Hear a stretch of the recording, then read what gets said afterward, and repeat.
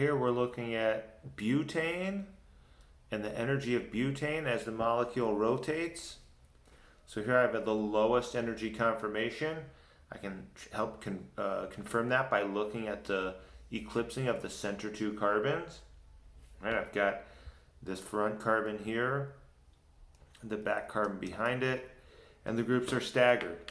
Right, if I wanted to make it less stable, I could eclipse the groups by rotating so that the hydrogen and methyl group up top are eclipsing right next to one another, causing repulsion between their electron clouds.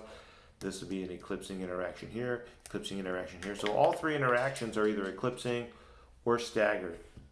And so the staggered is the more stable view, the more stable rotational conformation for the structure.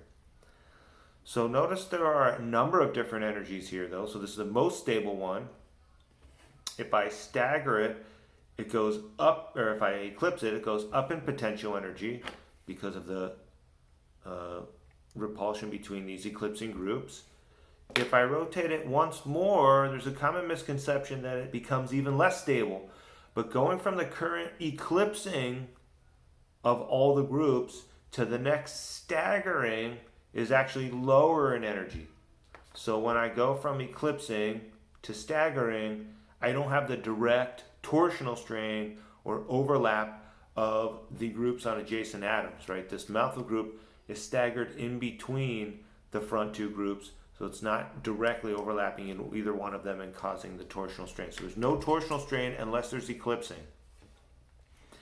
So the problem that sometimes students see though is this methyl group, when it's over here, it's a little bit further away from the other methyl group, and they're really going to start to repel if they get closer together. So start to think that if I put them closer together, it might be less stable. But going from a staggered, or going from an eclipsing of the groups where they really repel to a staggering conformation is always going to make it more stable. Then if I go to the next eclipsing conformation, where now I have the two methyl groups right next to one another, and one is eclipsing the other when I look at the numerator projection type view, I've got the eclipsing hydrogens on both sides. That makes it less stable, but the eclipsing methyl groups on top here is really very unstable. So that's the least stable conformation, and that's about 19 kilojoules per mole higher in energy than if I were to rotate those methyl groups all the way around. So having them spread out as much as possible is the lowest energy state.